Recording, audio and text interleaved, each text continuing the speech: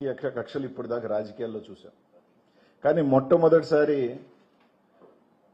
అధికారులను కూడా ఒక డీజీ ర్యాంక్ అధికారి, పోలీస్ అధికారి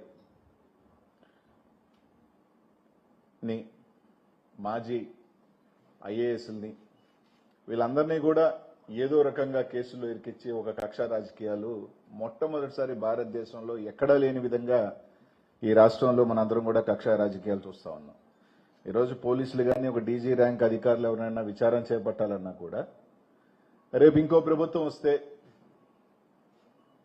ఈ విధంగా కేసులు పెట్టచ్చు, ఈ విధంగా అధికారులు మనం భయభ్రాంతులు చేయొచ్చు, ఈ విధంగా అధికారులు మనం ఇది చేయొచ్చు అనే విధంగా హరాస్ చేయటం, ఐపీఎస్ ఐఏఎస్లు అనే తేడా లేకుండా ఈరోజు ఈ రాష్ట్రంలో మనందరం కూడా చూస్తా ఉన్నాం.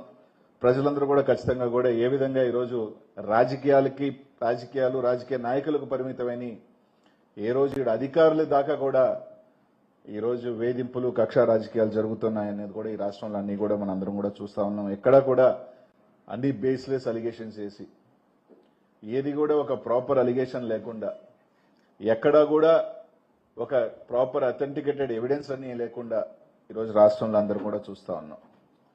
ప్రజలందరూ కూడా ఈరోజు ఇప్పటికే ఎందుకు అధికారం ఇచ్చాం వీళ్ళకి, కేవలం కక్ష రాజకీయాల కోసమేనా, రెడ్ బుక్ రాజ్యాంగం కోసమా ప్రజలందరూ కూడా ఆలోచన చేస్తా ఉన్నారు.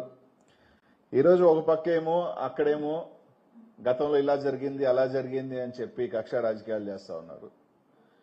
గతంలో నేను 2 వారాల క్రితం నెల్లూరులో ఒక ప్రెస్ మీట్ పెట్టి ముఖ్యంగా నెల్లూరు జిల్లాలో మైనింగ్ సంబంధించి ఎంతమంది ఇబ్బంది పడుతున్నారు, బేసిక్గా ఎన్ని వేల మంది ఉపాధి కోల్పోయారు, ఎన్ని వేల కుటుంబాలు రోడ్ల మీద పడిపోయినాయి, ఎవరి ఆశ వల్ల ఎవరి దురాశ వల్ల ఇదంతా జరుగుతుంది అనేది అదే మా నాయకుల మీదకి వచ్చే తలకే సంబంధం లేని ఒక కేసు పెట్టారు.